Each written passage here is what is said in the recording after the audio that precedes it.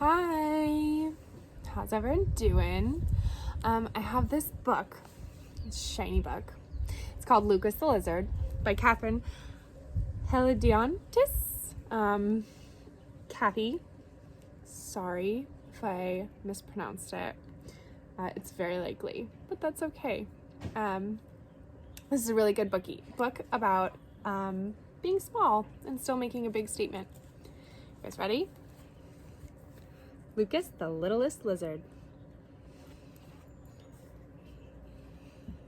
Lucas the lizard was little and brown and lived at the zoo in the heart of the town. He shared his abode with a frillneck named Fred, the star of the zoo in his youth, so he said. But they had so few visitors, Lucas was sure that lizards were really a terrible bore.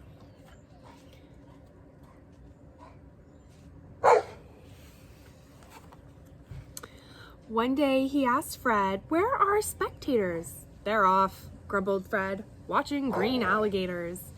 "It's time for the seal show. They're feeding the tigers. There's a new exhibition of black hairy spiders.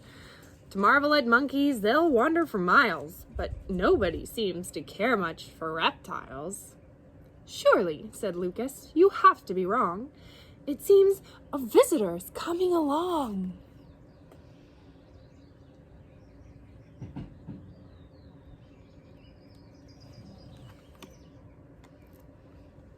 But Lucas the lizard was in for a fright when a sour-faced gent looked at him with spite and declared, "I believe, and I'm sure you'll agree, there are many more interesting creatures to see than lizards." Then he sauntered away. Lucas's heart sank in dismay. Lucas just couldn't believe it was true, but his tiny reflection gave him a clue. It wasn't his being a lizard at all. Nobody came because he was small.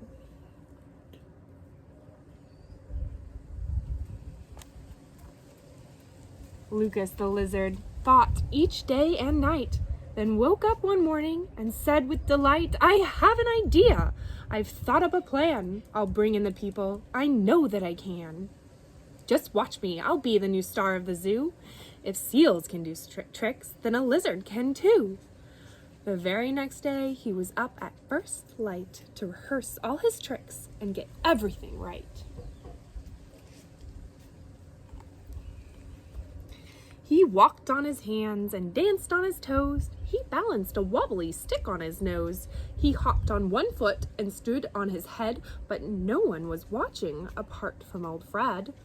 Lucas gazed down at the seal pool below, where hundreds of people awaited the show, and thought, the last thing they want to see is a lizard as small and as foolish as me. It's pretty cool tricks Lucas has. Can you do those things?